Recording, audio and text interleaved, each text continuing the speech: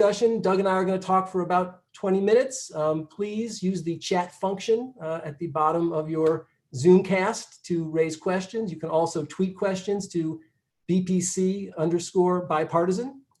And we will answer as many questions as we can. And if you let us know who you are, we will also respond to these questions following the event. So, ESG. These are three letters that are commonly used.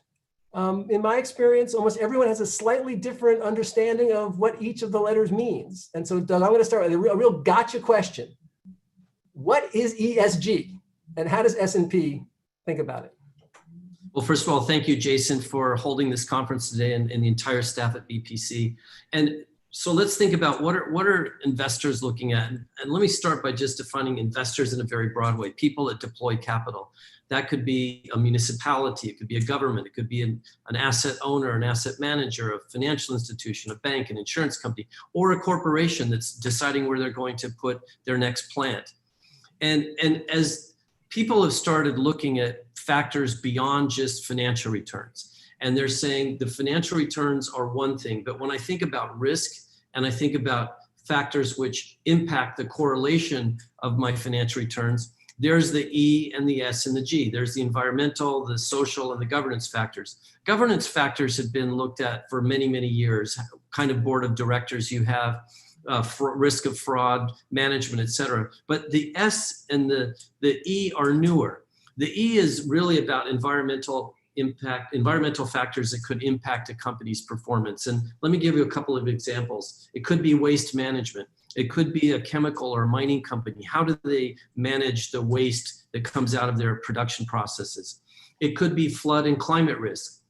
It could be that you're a city or a state or you're a nation, or your manufacturer and your manufacturing plant is on a floodplain. And right now with some of the increase in rains and flooding, it could have an impact on your operations. Or it could be carbon risk. That's probably the one that's most prevalent that people would think of when they think of E is going to be carbon. It's going to be how is somebody managing their carbon output. You could have one company that's letting all of their carbon go into the air and another one that's completely changing the way they operate. The S is a factor that probably up until recently has been the least clearly defined. And you think about what the S, it's probably going to be labor practices. That has to do with what kind of a workforce do you have? Do you train and develop your workforce? And beyond that, it would also be the kind of value chain you have. Are you outsourcing your entire workforce to somebody that has terrible practices and you're trying to cover up what your actual work practices are because you've outsourced it? And then also things like product safety would be in the S. How you think about the community. And right now in this environment, the S is increasing in prevalence and people are starting to look much more at that factor. To get a little bit to kind of the why of ESG, if I can throw one more letter into the mix. There's two kind of different imaginations about this, and this is a simplification, but for some people, this is because it's the right thing to do. Corporations should do right by their communities. There's a compact, there's a partnership. It's about climate change is important, social justice, it's not altruism, but it's a value-based expectation of the role of a company. For other people, it's about making money. It's this assertion that the companies that manage these risks are more financially profitable. How do you think about those two impetus? Is there a tension there? Are they aligned? Are they misaligned? Well, there is a tension there, but there's also something that's going on that I'd call a really important change. If I went back 10 years ago and you brought up this discussion about ESG, the place in the world where this resonated was in Scandinavia. It was the Nordics, it was Northern Europe. This was on their minds. It was already starting to be analyzed and discussed. But here in New York and here in Washington, we wouldn't have had this at the top of our minds. But in the last 10 years, there's over 3,000 companies have signed up to the United Nations Principles for Responsible Investing. And that group of investors manages over $90 trillion of investments. And so then to get to your question, what about those $90 trillion? They are invested in every single way you can imagine. There's people that are called impact investors that actually invest with a moral or ethical values first. They say, I'm only going to invest in companies that are no carbon companies, or I'm only going to invest in companies that are owned by or started by women. So you have a certain group of investors that invest very specifically in firms that will have a moral, ethical, an approach that is a decision or a stand they want to take, and they're going to allocate their capital there.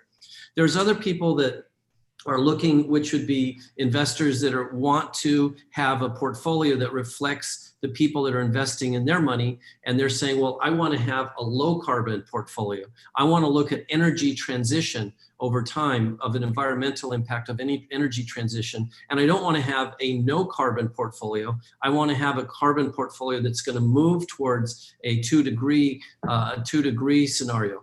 So you have in that $90 trillion and those 3,000 investors, they really range from some that are really impact investors to others that are just starting to get in the game, but they've realized it's important for their investors, for the markets, for their management, in fact, even to attract employees. When we hire people today, they want to know, what's your purpose of your own company? What is your company doing about the transition to energy? What are you doing about social factors in our own company? And so these are the things that are on people's minds, and it's a very active dialogue. And as you mentioned, the Business Roundtable changed the definition of a corporation last year, a purpose that's much broader than just serving the shareholders. It also serves the communities, the employees, our supply chain, et cetera. And that was controversial at the time, but we now see a year later that it was the right decision, and we're living in an environment where that's absolutely necessary. So let's dig into the pragmatics. Because, one of the things about S&P is you got a lot of analysts at S&P. You guys do a lot of math.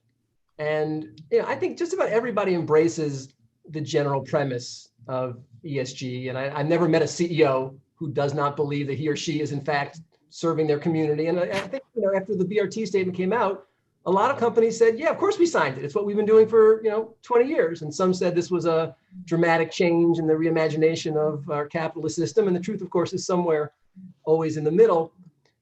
But there's a lot of practical questions around ESG, particularly whether we have systems in place that provide the kind of investment quality insight. I certainly know a lot of companies that complain that they're responding to dozens of different ratings, and they're spending tremendous amounts of time in this kind of disaggregated way, and they don't really feel like it's giving them or their investors a clear market signal. I mean, I guess, is ESG up to the task? Do we have the framework necessary to achieve the promise? So at the root of your question is also what are people doing? Let me just tell you very briefly what we're doing at our company, Great. And then let's explore that. So at S&P Global, we've been actually doing ESG for over 20 years. We had a partnership with a company called RobecoSAM that has sustainability scores. We launched the Dow Jones Sustainability Index over 20 years ago. But in the meantime, you've got so much demand that started cropping up from different types of investors, different type of people that need information. As you said, there's all types of companies that are cropping up with different sort of rating systems. So we've built now across the company a single source of data by the RobecoSAM, which we acquired their ratings business, TrueCost, which is an environmental company, and we're providing indices to the markets through our index business, ratings evaluations, green bonds, other data and information, so that we can provide the kind of information and data that investors and others can make decisions with. But there's no consistency today in the market and what they demand. Just one other aspect to this, at our own company, we decided that if we're going to be raters and we're going to be providing this information, then we ourselves also need to live up to these standards. So we published a task force for climate-related financial disclosure report about S&P Global. We provide an ESG and environmental social governance report to the markets. We've decided that there's some very important governance factors we're going to follow. For instance, we have a split between the CEO and the chairman. I'm the CEO of the company, but not the chairman of the board. And so we've said that we need to live by standards ourselves if we want to also be out in the market doing the ratings. So you mentioned that the ESG conversation is more active outside of Washington, D.C. than inside, which I think is fair. I mean, I think it's usually a cliche when people say Washington is behind the country. On this issue, I actually think it's true. I think it's not just the U.S. being different than other countries, but actually the conversations happening in New York and Boston and San Francisco and St. Louis are actually of a different character. I think in DC, there is still this question of, is this just nice voluntarism, or should the government start mandating certain types of disclosure requirements, that it's not going to be serious unless it's required. It'll just be kind of cream skimming. Companies will kind of show off what they're happy about, and they'll kind of avert their eyes from the other side. How do you see this debate maturing? I mean, right now we're in kind of an exploration of demonstration and scaling models, but how do you see the role of the SEC and the Congress in bringing more kind of rigor to the ESG discussion? Is that necessary? Is it appropriate? Well, it's definitely timely. This is the time to do it. And when you were describing people that kind of gloss over it, there's also a term called greenwashing. People who use some way to make it look like they're green when they're really not doing that much. But at the foundation of what I talked about before, and to your question, is that today there's so many different standards. There's over 30 different companies, including ourselves, that are providing some sort of a rating. There's many, many companies providing data beyond that 30. There's also hundreds of magazines and organizations giving out awards, which are ESG-like awards. And there are no standards. There's no accounting standards. If I were to go to Europe or to Asia, there are accounting standards called FASB or IFRS. And most countries around the world follow one or the other. And an accountant or an analyst can reconcile the difference between IFRS and FASB. It has to do with some things about pension accounting and accruals and a few things like that. So when you think about, well, what about for ESG? Most of the data which is being by for ESG evaluations today is being self-disclosed by companies. There are no standards on how it's presented. Most of it is companies are filling out very long surveys for these different organizations. And there's no standard coming out of an equivalent of the SEC as to what needs to be put into play. So right now there's various organizations. You have SASB, which is the Sustainability Accounting Standards Board. You have TCFD, Task Force for Climate-Related Financial Disclosure. Those are organizations that are working on this question about standards. You have at the World Economic Forum, the International Business Council, the 4 large global accounting firms have come together to start coming up with some proposals on standards. So I do think that time is ripe for this as it becomes more global, as people want to see what this is. And they also want to have the comparability, like a rating, a bond rating. If you look at a bond rating from Japan and from France and from the US, they have a consistency to them. A AAA is a AAA is a AAA. And if it's a little bit different in a different country, you can explain why. So I think there's a lot of interest in moving towards some approach to having more consistency, more standards which can be measured and tracked, and in a way that we can see a more formal market. Now, last point on the SEC. The SEC has just opened the door on this dialogue. The SEC has said that there's so many different standards out there that maybe we should make sure that people aren't relying on it unless it's clear how it's been provided. There's questions about, does a single score actually measure what you'd want to understand? And that's where then in our case we come in. We think that instead of a single score, we need to provide a score, but backed up by a lot of core foundational data that somebody could actually look at. I want to remind our participants, I'm going to ask a couple more questions and then there'll be a chance for folks to type their thoughts into the Q&A feature. So Doug, I want to turn now to the question of the economic recovery. And as a nonprofit small business owner, I will tell you, I'm not expecting a V-shaped recovery. I think this is going to be a real hard several years. I think tens of millions of people are dislocated from jobs that are not coming back soon. And so that changes a little bit of the perspective around ESG. And I want to ask you 2 questions. First, I want to ask you about the S. You mentioned that G's been around for a while. We have metrics, we can argue about them. But one of the things that this economic recession has done is not affected the country equally. As I said, we just completed some polling I know you're aware of, and it was pretty discouraging in revealing that communities of color started this crisis behind, less savings than white households. They were disproportionately affected in terms of lost jobs and lost wages.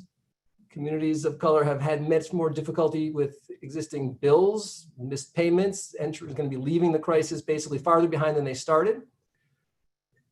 Is that something that a corporation has an obligation to care about? I mean, is that part of the S? How do you think about S&P's role in confronting what are these systemic, just deeply embedded issues around equity in our society? Yeah, you're absolutely right. This is something, the role that corporations need to play. And we need to play it in a couple different ways. The first is what I would call local politics. Politics are local. Local is ourselves.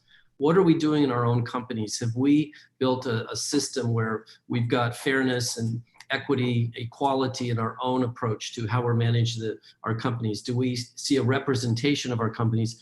Are we willing to report it, to have those metrics that are public so people can see how we're doing? And this is something I know, a dialogue that's going on. So it's dealing with ourselves, looking inside, learning and listening. There's another aspect is the communities around us. There's ways that we can work in our local communities to support community colleges, to support other universities, to support learning organizations, to support other organizations that support the communities. And this is another obligation of corporations, and it comes with that definition of the purpose of a corporation. And I see this as a very large, very rapid topic which is being embraced by corporations. And then there's the broader, the policy topics, education, social reform, social justice reform. How do you think about healthcare, finance, access to finance for different populations? And again, it's corporations. I don't think a corporation on their own individually can make a big impact. We can advocate and we can be involved, but together we can, like through organizations like the BPC, like the BRT. There's organizations where together we can do much deeper analysis, have a bigger impact on the advocacy. And I do think that this time is different. I sense a completely different sense of urgency in the corporate sector when I'm meeting with other CEOs and I'm talking about what they're working on and what we're working on, the way that people are coming together. This is a different time, and I hope that this time it's different. All right, so let me ask you, let's talk fierce urgency, and then I'm going to look to the chat function here. There's a concern right now just about getting the economy. I mean, a lot of people are really hurting, and that is leading to two different imaginations about ESG. Some, as you just said the time is now, right? We need to rebuild better, and corporations are going to have to play a leading role. We all know the capacity. I mean, credit to Congress for legislating in a crisis, but the capacity of government here has been clearly diminished in recent decades. So, now's the time. Other people are saying, get out of my way. I'm desperately trying to maintain my company. I'm trying to keep the lights on. The amount of challenge coming to us from just the questions about how we protect our employees' health and business liability. Like, this is the last thing I want right now is 17 different organizations asking me to prove to them that I'm making a case for racial social justice. Like, get back to me when the unemployment rate's back down to 3%. Is ESG, is this a opportunity for good times, or is this something that we should be, how do you think about just all of the pressures weighing down right now on the companies that you work with? I think that right now the companies with that pressure are going to pay more attention to ESG than before, more attention than ever, especially the S component. The E component is increasing in interest and as well. And then the governance, as I said, has always been there. But right now, there's elements of this recovery and how companies think that's going to require a different thinking. This is where you and I did a lot of work before on public-private partnerships for infrastructure. And there's no silver bullet. There's not a single solution to this. And it's going to require a combination of what we've already seen, very fast action by the Fed. In fact, you've probably heard me say before that the central banks around the world were the heroes of the financial crisis because they stepped in with non-traditional stimulus, stimulating the economy with liquidity, with interest rates, et cetera. We're seeing that again around the world. We're also seeing very fast action from the fiscal sectors around the world of people supporting jobs, of using the government's power to help finance small businesses and get liquidity into the markets. That's also really important. Private sector itself also is going to have to be involved in saying, well, what does this mean for us?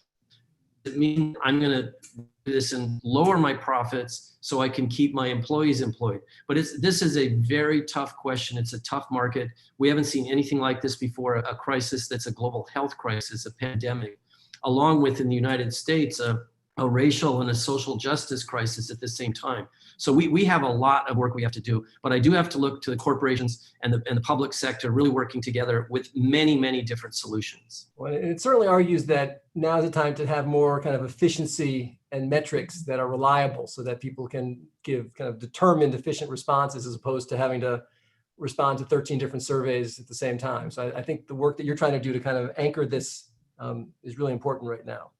Let me turn to the chat line, and thank you. I love when people actually tell us who the questions are from. We've lost social context in our Q&A functions on Zoom. So Jennifer Fitton with Invesco has asked the following question.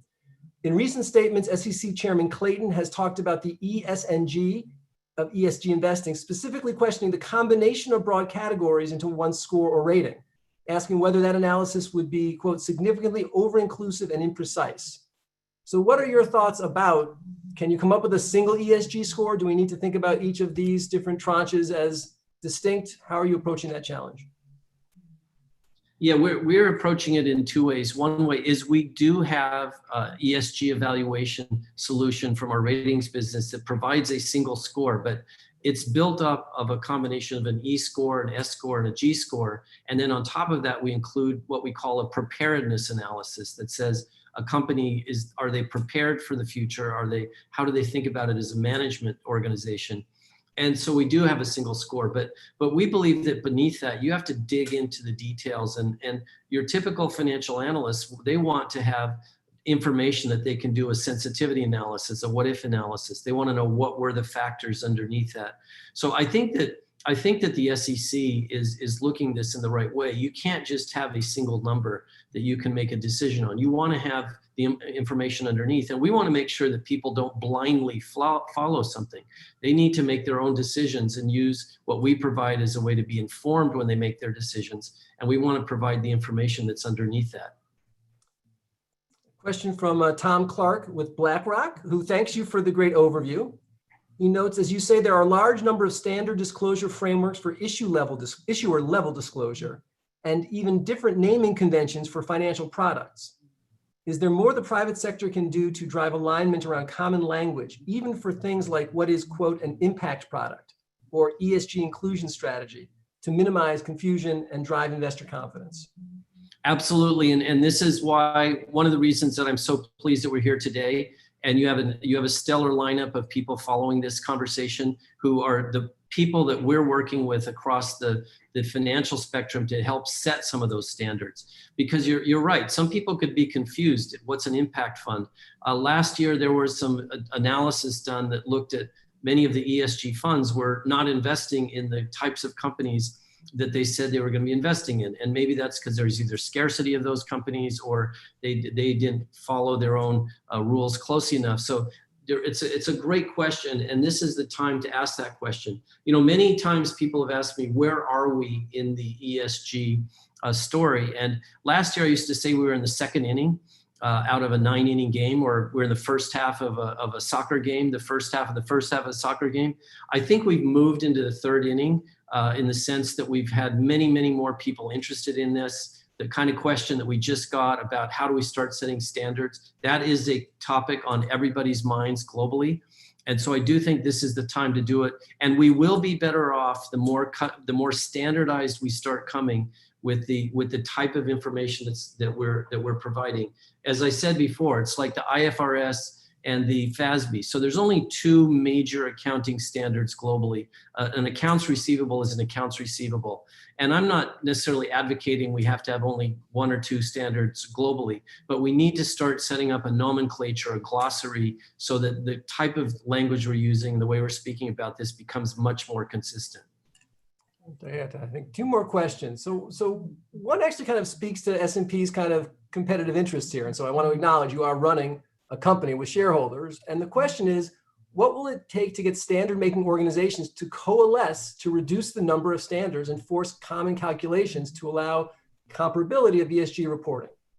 Well, I think that there's 30 different companies. Yeah.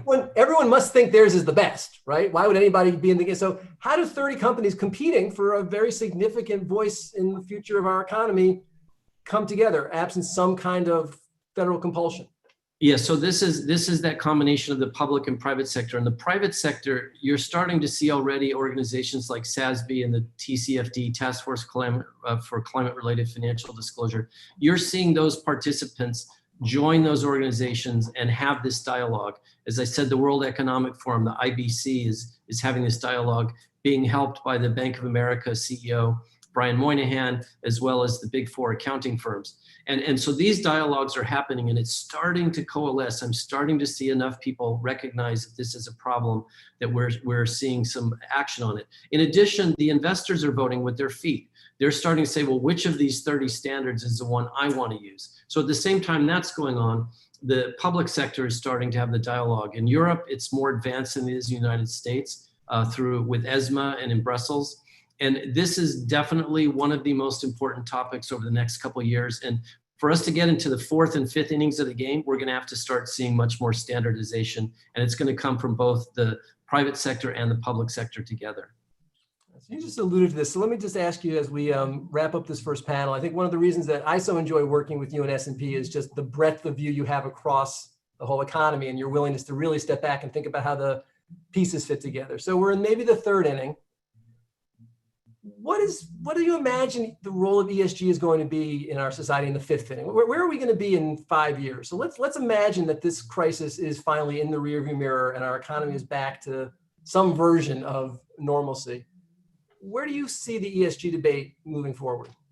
Yeah, the ESG debate is going to move forward on all three of the themes. We're already seeing a lively debate globally on the environmental theme, on carbon recapture, different carbon models that people are using to think about the future. And it's going to be a way that people judge the ability for them to invest in or invest with someone else. And right now, this is going to be something that becomes number one priority. Right now, it's not necessarily the number one priority for everybody. There is a sovereign wealth fund in Asia that will not invest in any company that doesn't first go through an ESG screen. So this is where we're going to start heading. There's going to be more and more investors, institutional investors, financial institutions, insurance companies. They're going to start, before they even will look at a financial investment, they're going to start with an ESG screen. And that's where I imagine we're going to end up in 2 or 3 more innings, is where that becomes a screen before even somebody will want to invest. The great thing about baseball is the game can never end. So I'm sure we're going to be at this for a long time, you and I. Doug, really, as always, thank you for taking time with us. Really appreciate your personal leadership and what S&P is doing. I hope you'll stick with us as we move to our second panel. Thank you. Thank you so much, Jason, as well as the BPC. We always love working with you. Thank you. Now my pleasure to introduce my colleague, Tim Doyle. Tim is going to introduce our panelists and take us forward for the next 45 minutes or so. Thanks, Tim. Thank you, Jason. That was obviously a informative conversation with S&P Global CEO Doug Peterson. And good afternoon to everybody. I have the honor and privilege of working with a fantastic team at BPC and their corporate governance program. We obviously of late have been focusing on ESG, environmental, social, and governance issues. They have taken Wall Street by storm, many have said, the last few years. And increasingly, as Jason mentioned in the last panel, is here in DC, both at the SEC, in the administrations, and now more and more in the halls of Congress. So as we discussed in the first portion of the event, while many agree on what the E, the S, and the G are in general, beyond that, it really depends on who you ask and what they plan on using the information for. You'll get obviously different answers. So this afternoon, we've invited companies from the financial sector that have been leaders in the discussion of ESG. And we want to ask about specifically what that means in the current COVID crisis and as our nation begins to recover. I want to welcome and thank our panelists today. For those watching online, there's more information about each of the panelists there at bipartisanpolicy.org. I want to also remind people watching they could submit questions through the Q&A function of Zoom or Twitter at BPC_bipartisan. So let me take a minute now to introduce our panelists. First, Yafit Cohen. She is Vice President, Chief Sustainability Officer, and Group General Counsel at Travelers. She focuses on developing Travelers' ESG engagement and communication strategies, and has also led the effort to produce a company's first comprehensive sustainability report. Next is Andre Bertolotti. He's head of global sustainable research and data with BlackRock Sustainable Investing.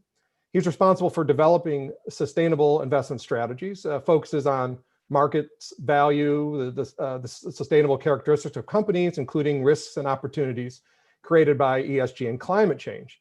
And I might have to add, he recently wrote an article titled Effectively Managing Risks in an ESG Portfolio, to be published, I believe, in the Journal of Risk Management in Financial Institutions. And finally, Ariel Meyerstein, who is Vice President of Sustainability and ESG at Citi. He supports Citi's Chief Sustainability Officer and other functions in sustainability strategy, internal and external policy development and advocacy, and transactional and client review and advisory with a focus on climate change and human rights. Thank you all for participating in this event. All right, let's jump right in. I want to start by asking each of you really about ESG in this era of COVID and hopefully economic recovery. Yafid, I wanted to start with you. I'm here representing travelers. So how has ESG been affected, do you believe, by the COVID crisis? And what impact do you think it will have on the economic recovery? Sure. Thank you, Tim, and thank you to BPC for having me. I think at the most basic level, and this is something that Doug mentioned earlier, at the most basic level, sustainability or ESG is really about being prepared for the long term and putting that long-term lens on your ability to create shareholder value. I think COVID has shown us that being prepared is absolutely critical. And for us at Travelers, we've seen that as well. We saw how important our long-term sustainability approach is. And we were able to see how our business resiliency plan in action is effective. And so this really gave us an opportunity to see that. I do think that companies that have been managed with that long-term view will be able to recover more quickly as well. And I think that that connection between a solid approach to long-term sustainability on the one hand and business resiliency on the other is absolutely clear to investors. I think investors will be hyper-focused on that, both in terms of how companies are responding to the current crisis, but also how they're actually planning for a whole host of future crises as well. To me, that's a big takeaway from this pandemic. And I would say on another note entirely, I do think that the crisis has amplified the importance of employee health and safety, even for industries for which employee health and safety were not previously a focus. So, we're all from the financial industry. That's not really something that many investors have asked me in the past, but I suspect that we'll see much more of an emphasis from investors on that issue across industries. And Yafid, that's very much in line with what Doug had just mentioned, that there'd be a focus more on the S of the ESG going forward as a result of this. Absolutely. I want to turn it over to Andrea and BlackRock, a little bit of a different perspective on things. What is your assessment of ESG and the effect or the change maybe since COVID and the recovery, the beginning of the recovery? Yes, thank you, Tim, and thank you for having me on your panel today. The COVID crisis has given us as investors an amazing lens into a market environment that nobody anticipated. And we had ESG growing. Doug was talking about this $70 trillion industry. This has grown over a period that is basically since the last financial crisis. So this was the first sort of real market test that we've had of this kind of investment philosophies. And they came out well. As Yusuf was mentioning, strategies have shown resilience. All of these, of course, fell when the market fell, but they fell less. Also, what we saw is increasing investor interest in this kind of, right in the sort of the middle of this human crisis of this pandemic, in this big market rout, people were going out of traditional strategies and they were going into sustainable strategies. So there's certainly that validation that there is something of value here, this long-term component. You're going to hear more from us in the panel talk about this long-termism in ESG, and that came out. Human capital, customer relations came out very strongly, particularly in the retail sectors and other areas that rely so much on their brand image and sort of their connection with clients and customers. And I think another bit of good news that came out of this is the fact that there wasn't a trade-off.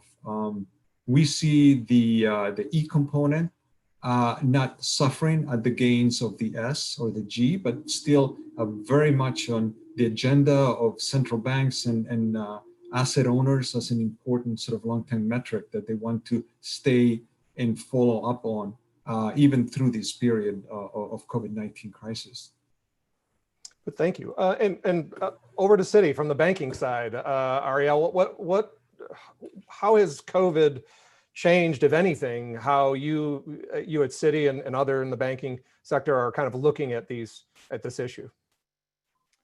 Oh, thanks, Tim, and thanks to BPC for having me. I think in some respects, it's demonstrated our business proposition in the sense that, we've been never more needed by our clients, whether you're talking about large corporates or smaller companies or everyday people.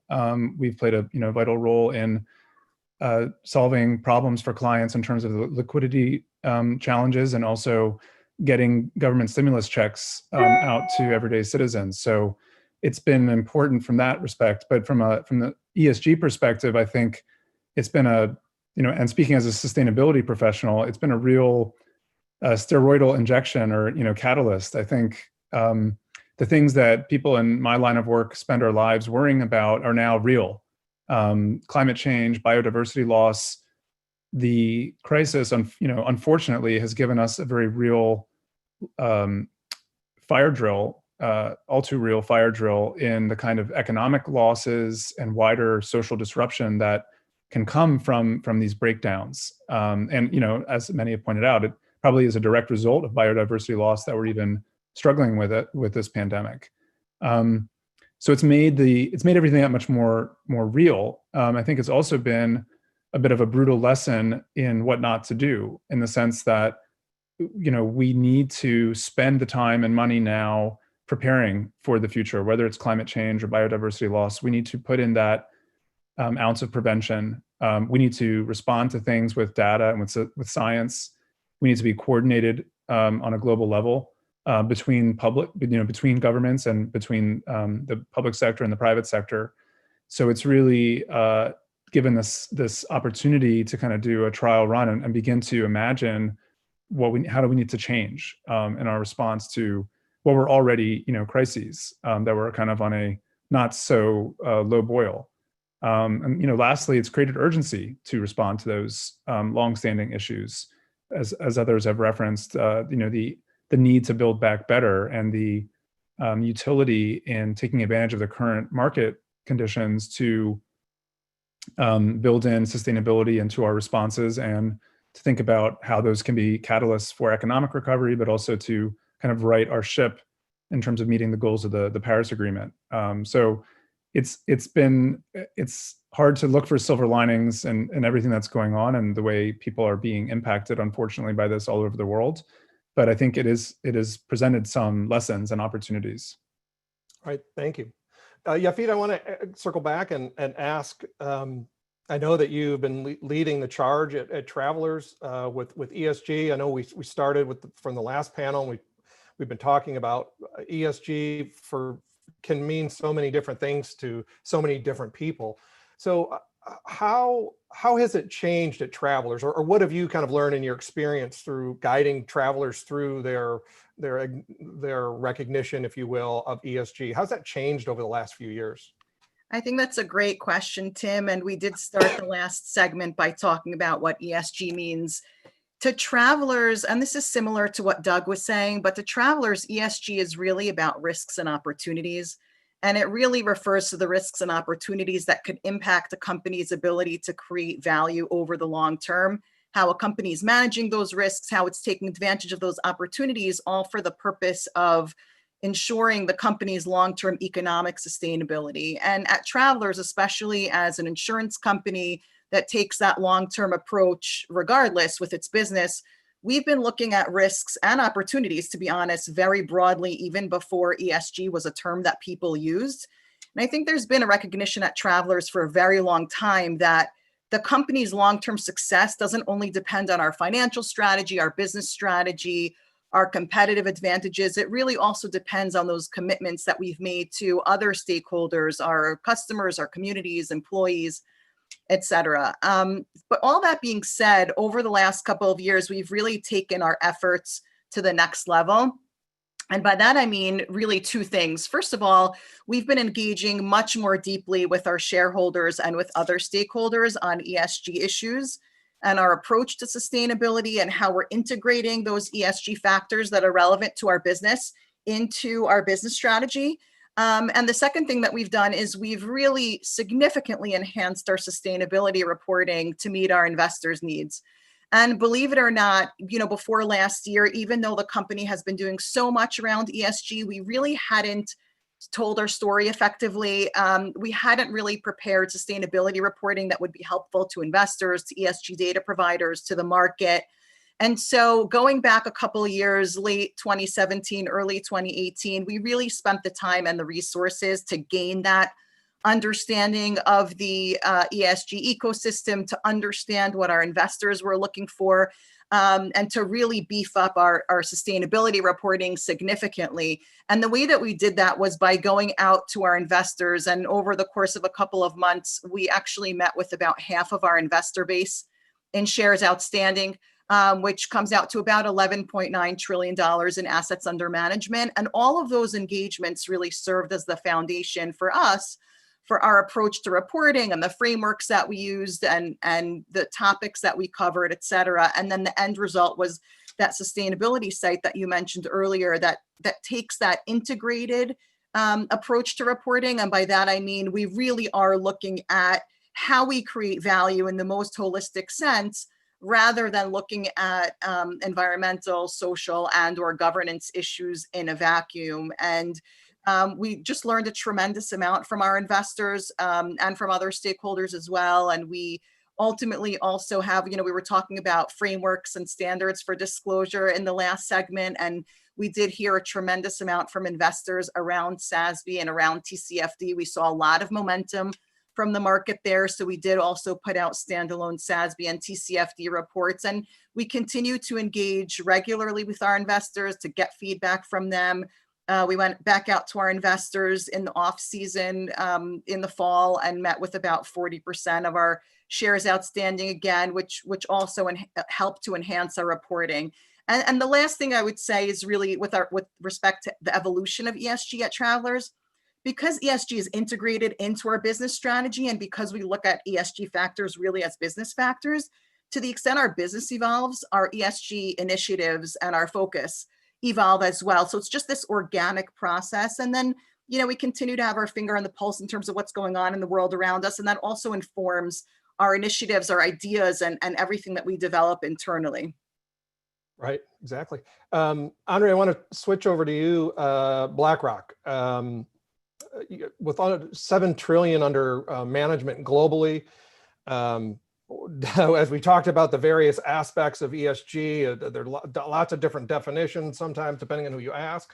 How in the world does BlackRock, are you guys able to assess these types of issues over so many companies with that? What would be the process for that? Sure. Well, I think for us, it starts at the very top. And our CEO, Larry Fink, this January issued a letter that again sort of doubled down on the firm's commitment to long-term investing and to sustainable investing. And with that as the North Star, ESG sort of naturally fits into the fold of the company across all our different investment units, thinking about long-term investing, about sustainable investing, where ESG is sort of one of the sets of the metrics that we're going to be using. One of the components, and I think we touched on it today because it's really important, we mentioned sort of this idea that ESG has a lot of variability in its content and its nature and what exactly is it.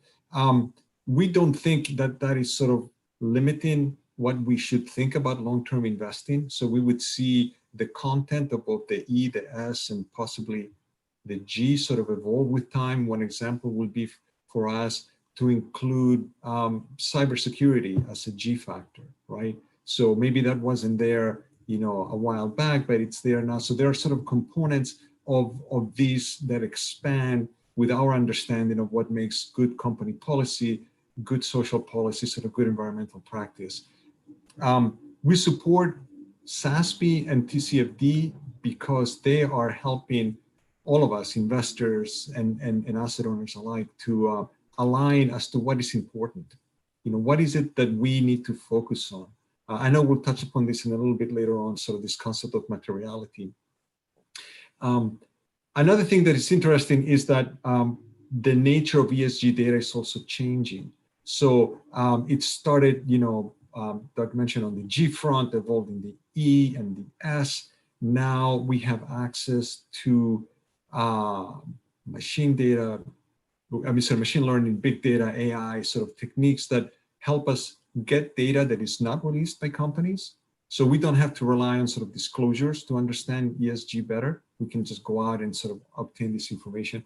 And this is evolving into, crowdsourcing information. What are we getting from the folks on the street, the consumers? Glassdoor being an example of that, giving us direct feedback. So the way to use ESG, the way that we integrate it, is to help inform an investor decision in the view of long-term investing. So we need to bring these parameters, Yosif mentioned, they're both risk and opportunity. We see it that way as well.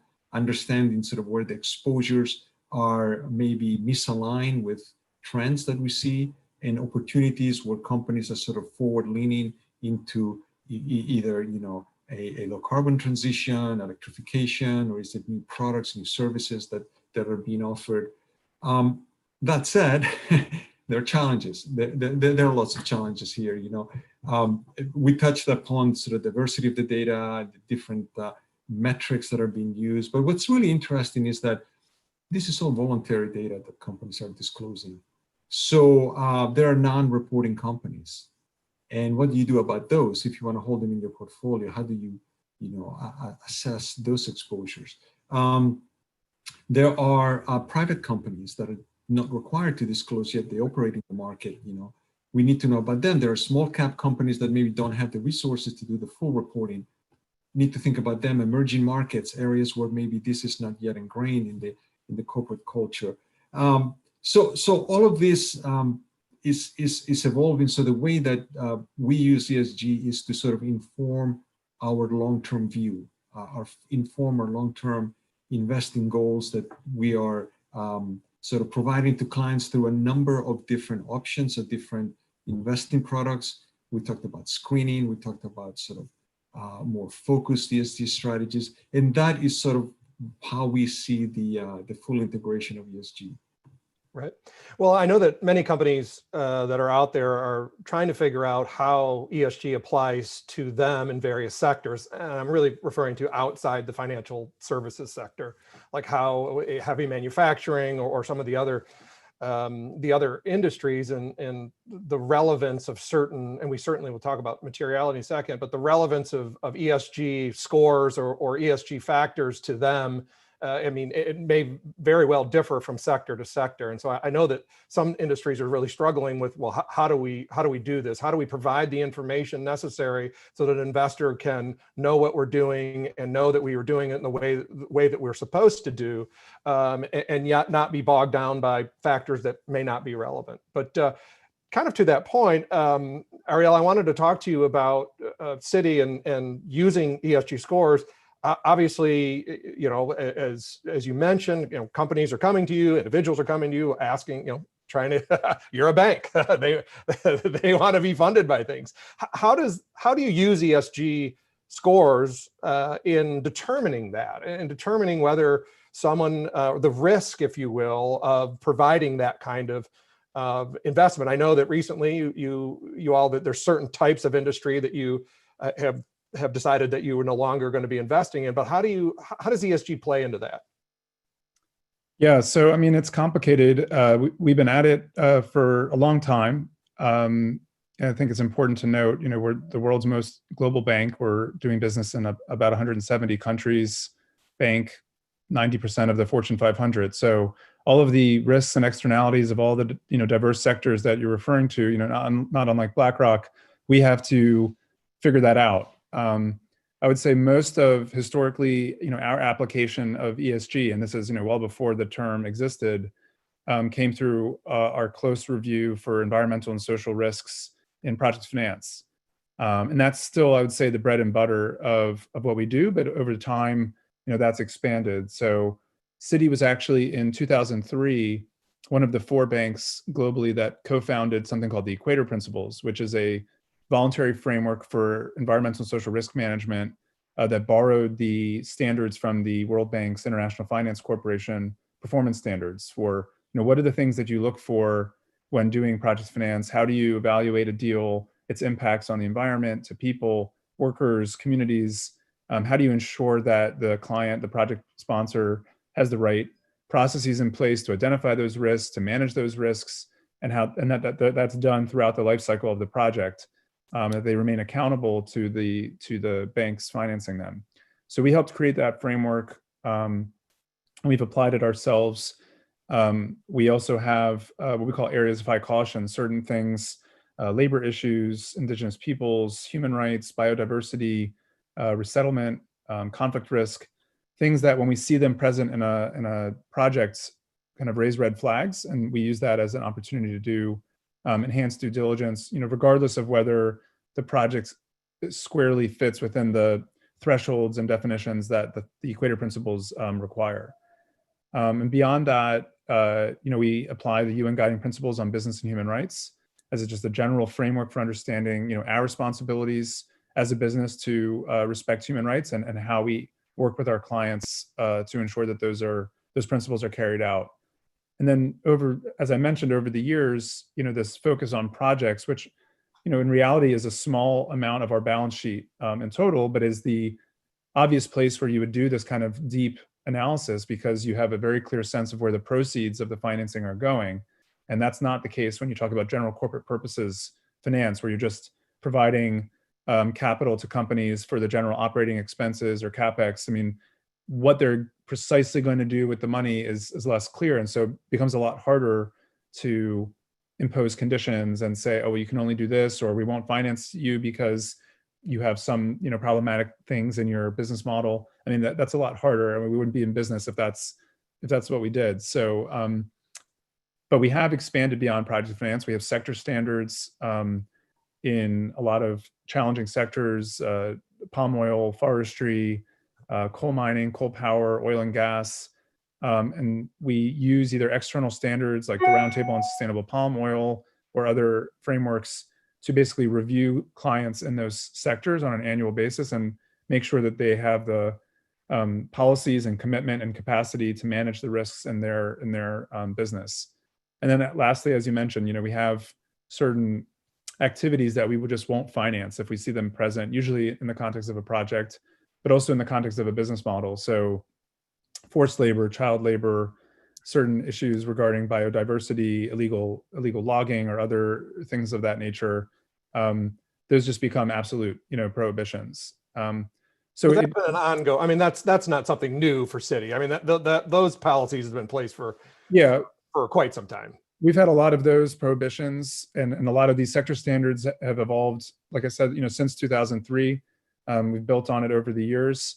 And most recently, we've enhanced certain things. So we now have a global ban on financing the new or expansion of thermal coal mines.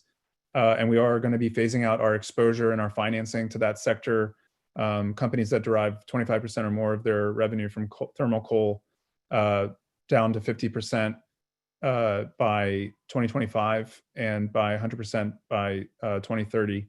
And we no longer will do, we never have, but we've made it more clear now that we won't do oil and gas development in the Arctic Circle.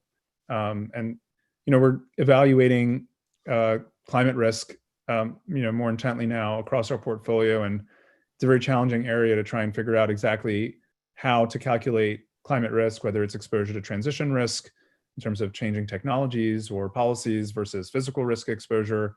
And how does that really get integrated into credit risk or financial risk to the firm, which is not the only lens that we look at. We obviously are also concerned about impact to society and to the planet. But that's, I think, gets to this materiality issue. Like, it's easy to identify challenging issues and sectors or clients, but what is the financial materiality of the challenges that they have or the problems that they have to a financial institution? That's a lot harder. Perfect. That might be a good segue into a quick discussion about materiality. But before we get there, I do want to remind people they can submit questions online in the Q&A function or at Twitter, which is at the handle at BPC_bipartisan. But one thing I do, and Doug Peterson talked about this, mentioned mid-August of last year, the Business Roundtable here in Washington, D.C., released a statement, and I know that Doug had mentioned that it was a new statement. I think depending on who you talk to, there's some people say it's a new statement, some people say no, it's just a restatement of what good companies are already doing. We just wanted to make sure that it is. There were some issues about the fact that shareholder value was listed last on the list. I mean, there was all kinds of controversy that happened when it went out. But Yafid, I want to ask you, because I know that you and I have had many discussions about this before, so I'd love your take. And for the audience, Business Roundtable's statement, what from your perspective, what do you think? I'm going with, it's exactly what you said, that it's what successful companies have been doing all along. And the reason that we signed it, honestly, was not to suggest that we were going to change anything in our approach, whether in our mission to create shareholder value or in our approach to ESG. To us, this statement was consistent with how we've always managed our business as responsible stewards for shareholder capital. And I think that any business that is, being that responsible steward to shareholder capital is going to understand that it can't create shareholder value over time if it's not going to take care of its stakeholders. And so to us, that the statement that our CEO signed was not meant to signify any change. And in fact, we had already put out our sustainability site, that reporting that I was just talking about, before he actually signed the statement. And that already discusses at length our holistic approach to value creation and how we take care of all our stakeholders in an effort to maximize the company's long-term value. So I don't really take the view that that this was a change from, I think Doug called it, from shareholder capitalism to stakeholder capitalism. I think it's just smart capitalism. Right. Well, I do have to mention a member of ours at BPC, Johnson & Johnson, had a statement very similar to that, which was put out by BPC almost 100 years ago, and talking about how they value the credo. Correct.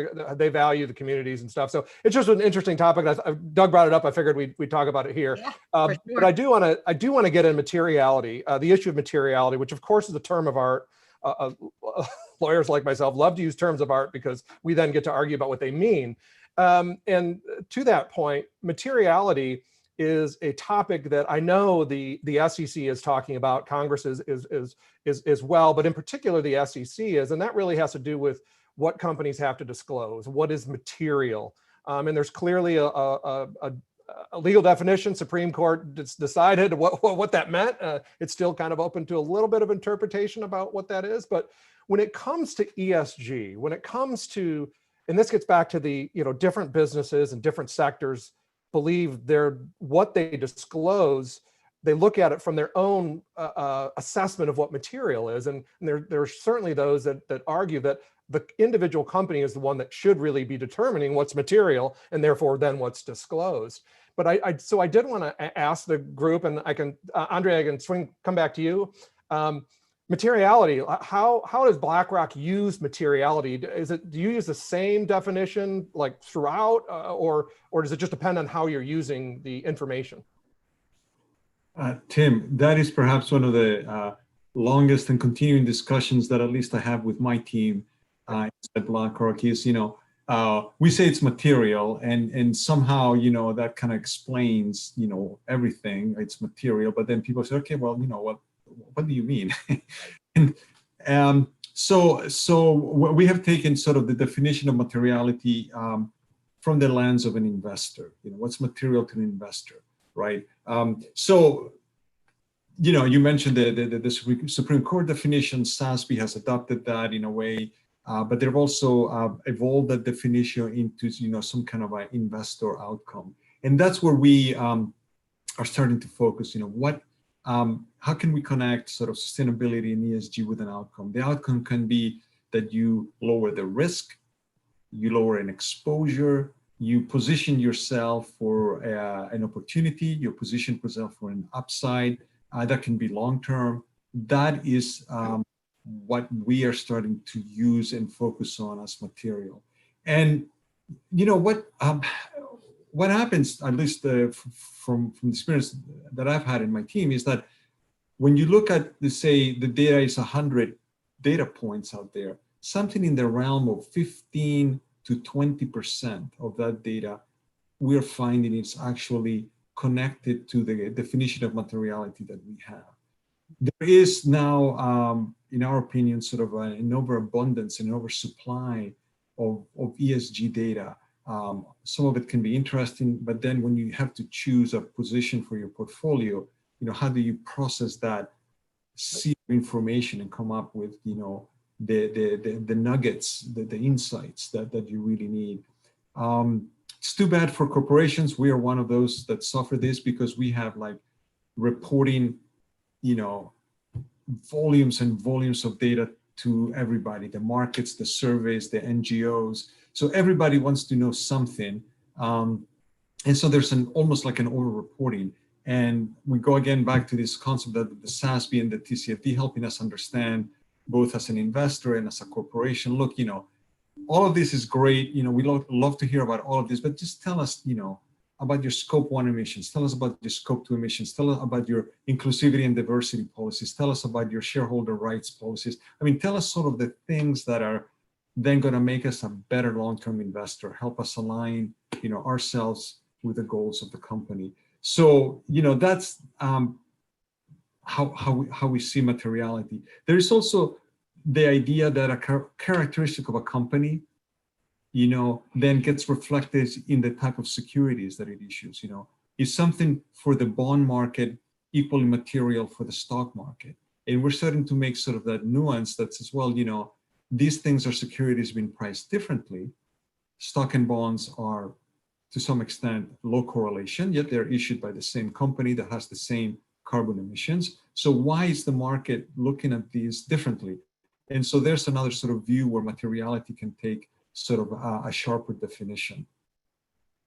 Yeah, one of the things that we've discussed internally and some of our members and just corporations in general is a lot of it too depends on the size of the corporation. When you're talking about small companies that are required to file, sometimes they just get overloaded in requests for information and they just get overwhelmed. In fact, I've talked to some that say, we just pick and choose a few that we think people might want because that's all the money, or that's all the resources we have to do that. And of course, that was in fact the part of the rationale the Supreme Court case is that determined what material would be, is that the investor in the end would be overloaded with all this information and not have the abilities to really read through it. I guess you could read through it, but still not understand what it all meant from their decision to purchase or sell a particular a security. So it's just an interesting concept. I think we will definitely be having more discussions about it. Ariel, I did want to ask for Citi. I know we asked about travelers in BlackRock, but ESG in general, how has that impacted Citi? And you can take it through the lens of materiality if you want, or just in general. But how has the growth of it really impacted how you assess what you do? Yeah, well, it's definitely been something that we've, as I mentioned, have kind of been at for a long time, and it's very much about both how we conduct ourselves just as a company, like any other company would, but because of the sector that we're in and making client relationships so vital, it is very much at the core of how we advise and engage with our clients and deal with our investors and other stakeholders. As I alluded before, we've had this track record of co-creating important frameworks and initiatives really to create the field of sustainable finance, whether it's the Equator principles or the green bond principles. And that's, in a sense, helps define what ESG is when you look at the specific context of how do you do project finance, or what does it mean to issue a sustainable finance instrument? So we've been very much involved in that story, but we've also done a lot in terms of, I guess, getting our own house in order. From the early 2000s, we've had operational footprint goals. We're now about to embark on our 4th generation of those. Most recently, having committed to source 100% of our electricity globally from renewable sources. We've had a series of environmental finance goals starting in the early 2000s and then ending at the end of 2019. We just wrapped up our $100 billion environmental finance goal, which for doing projects that are kind of pro-climate environmental solutions, whether it's renewable energy or water quality and sanitation. We had a 10-year goal. We met it in just over 5 years, 164 billion overall. We'll be, looking to do more of that, in the future. And that's basically become a kind of a core aspect of our business model in terms of serving our clients. And as the industry has really mainstreamed, we've grown with that. So most recently, we've created actually an entire team, global team, corporate sustainability, and a transitions team, which is really there to provide holistic advisory to our clients to really help them transition to a low carbon economy. And we've done created a similar team in our markets business to help our institutional investor clients. I think, lastly, as people have alluded to on the call, ESG is really about the DNA of the company, and ultimately, and it's not just specific initiatives or policies, but it's also the willingness to be a corporate citizen and take stands on important issues when they impact our business or our employees or our communities. So we've done that in the case of immigration, LGBTQ rights, firearms, climate change, and also, I think importantly in terms of recent events, really focusing on gender pay equity and representation, and similarly for Black employees, pay equity and representation, and being honest about that already a year or two ago, and doing a full deep dive audit of that for our workforce globally, and setting hard targets to change that going forward. And I think we've also seen throughout COVID, the focus on employees being so critical. Our 200,000 person workforce suddenly went remote all over the world globally. And that was kind of impressive to see as an employee, and just knowing that, the company was putting our health and safety first, and we weren't, we're not expendable. And I think that that says a lot about the company as well. So it's been a big part of Citi, I think, for a long time, and we're constantly pushing ourselves to see, how we can one up ourselves and our peers. But there are a lot of challenges that we're exposed to that we have to face. Climate change being foremost among them, and we're working on it. It's a hard issue to navigate. Well, none of these issues are particularly easy, that's for sure. My team will kill me if I don't take at least one question from those watching online, and thank you those that are. This one is from Amanda Eversole from American Petroleum Institute. And Andre, it's directed towards you, talking about your comments regarding leveraging AI, artificial intelligence, and other tools to evaluate areas not formally disclosed by an issue. And she was hoping that you might be able to elaborate or possibly provide some kind of example regarding AI. Absolutely, and they do range from the practical to the science fiction. So there's a lot of claims about what AI can and cannot do. But I think one of the simplest methods, and one that's sort of more ingrained in our field, is the ability for machines to sift through news real-time basis and extract out meaningful information about what's happening to a corporation as the news is being reported. So that's one of them. Another way that it's being used with satellite imagery and the ability to sort of spot things like deforestation, pollution, silly things like cars in a parking lot, and sort of identify, like the business that you have in a particular mall. Then there are like more, esoteric things like, for example, analyzing the voice content of an analyst call or a quarterly earnings call, for voice inflections in what the CFO is actually saying when they're disclosing, and does that voice inflection reflect confidence in the results? Does it, how does it compare with the last time she spoke or he spoke?